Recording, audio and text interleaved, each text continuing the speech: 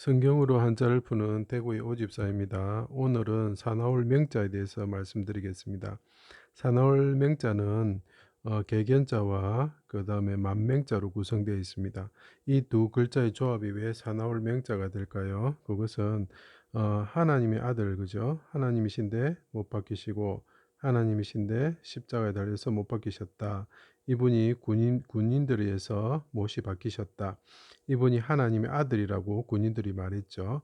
그 하나님의 아들이 앞에는 신포도주가 가득 찬 그릇이 있었다. 그래서 이것은 그대로 십자가의 모습 그 사건을 그대로 이렇게 그림으로, 그죠? 그림으로 나타내고 있습니다. 그때 군인들이 병정들이 어떻게 했습니까? 신포도주를 해면에 적셔 가지고 하나님의 아들한테 줬죠. 자, 그 군인들이 어떤 존재냐? 개 같은 존재다는 거죠. 개 같은 존재. 하나님의 아들이 이렇게 십자가에 달려 있었을 때 그 군인들이 그 신포도주를 담았던 그릇에서 그 포도주를 이제 해면에 적셔 줬죠. 그 사람들은 어떤 존재냐? 이 군인들이 개 같은 존재다는 거죠. 개 같은 존재. 그 개 같은 무리에 의해서 하나님의 아들이 수족이 찔리고 십자가에 달리시고 하나님의 아들이신 예수님이 이렇게 그 신포도주를 받으시고 그 돌아가셨다, 이런 뜻이 됩니다. 그래서 시편에 보면 개들이 나를 애워쌌으며 악한 무리가 나를 둘러 내 수족을 찔렀나이다. 그래서 하나님을 여기 손에 찌르고 그다음 발에 찌른 수족을 찌른 이 장정들이 개 같은 무리다.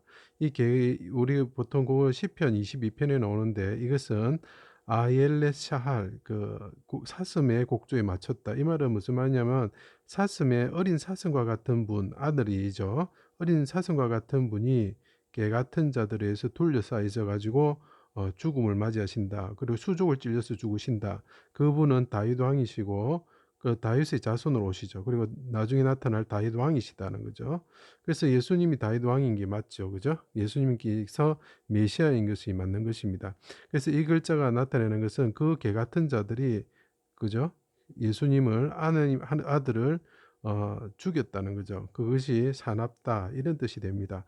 그럼 반대로 이 개 같은 자들은 사납다, 이렇게 표현할 수 있겠죠. 그죠? 사슴과 같은 그분한테는, 어린아이와 같은 사슴 같은 분에게는 개 같은 존재가 사나운 존재가 되겠지만 이게 사냥개겠죠. 사냥개. 그죠?